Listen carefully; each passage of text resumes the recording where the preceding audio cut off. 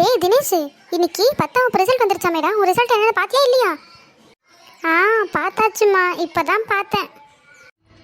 என்னடாப்பா mark வாங்கியிருக்க?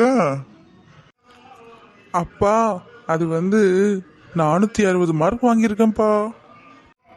அதுக்கு ஏன் இவ்வளோ கோவப்படுற? நல்ல மார்க் தானே வாங்கியிருக்கான். போதும் போதும், இவ்வளோ வாங்கினதே பெருசு. பக்கத்து வீட்டு பொண்ணு சிவன்யா 470 மார்க் வாங்கியிருக்கா. இவனை விட 10 மார்க் ஜாஸ்தி. நான் எப்படி அக்கம் பக்கம் என் பையனோட மார்க்கை சொல்லுவேன்? ஏய், புள்ள முகம் எப்படி வாடி போச்சு பாரு. மற்ற பிள்ளைங்களோட நம்ம பிள்ளைய ஒப்பிட்டு பார்க்காத. ஆமா, உங்களுக்கு என்ன, நீங்க சொல்லிடுவீங்க, வெளியே தலை காட்ட முடியாது என்னால. கோகிலா, கோகிலா, இந்த வந்துட்டால என் பிள்ளையோட மார்க்கை கேட்கறதுக்கு.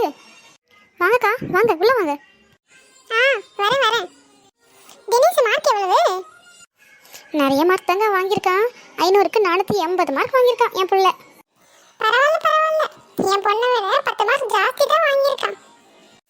இதே மாதிரி நல்லா படிக்கணும் சாமி, சரியா? சரிங்க ஆண்டி. நல்ல பிள்ளை. சரி, நான் வாரண்டி அம்மா, வீட்டில் கொஞ்சம் வேலை இருக்கு. எதுக்கு இப்படி போய் சொல்ற? நம்ம பையன் மார்க்கே நல்ல மார்க் தானே, அதை ஏன் மாத்தி சொல்ற? எவ்வளோ அதிகமாக எடுத்திருந்தாலும் அவள் பிள்ளைய விட என் பையன் கம்மியாக எடுத்துட்டானே, அதை நான் எப்படி சொல்லுவேன்? இந்த பொம்பளைங்களை திருத்தவே முடியாது. சரி, அதெல்லாம் விடுங்கப்பா. நான் நல்ல மார்க் எடுத்தா எனக்கு சைக்கிள் வாங்கி தரேன்னு சொன்னீங்கல்ல, வாங்கி தரீங்களாப்பா? கண்டிப்பா நான் வாங்கி தரேன். இப்படியெல்லாம் உன்னை ஊக்கப்படுத்தினா தானே நீ இன்னும் நல்லா படிப்ப. நான் வாங்கி தரேன், வாயா போலாம். போங்க போங்க, எனக்கு என்ன, என் பையன் நல்ல மார்க் எடுத்ததுக்கு சந்தோஷம் இல்லையா என்ன? இப்படி பேசுறீங்க என்ன?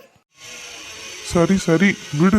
பையன் நல்ல மார்க் வாங்கியிருக்கான். கோயிலுக்கு போயிட்டு வந்துட்டு அவனுக்கு ஏதாச்சும் பிடிச்சது என்னன்னு கேட்டு செஞ்சு கொடு. அதுக்கப்புறம் போய் சைக்கிள் வாங்கிட்டு வரலாம். சரிங்க, போகலாம்.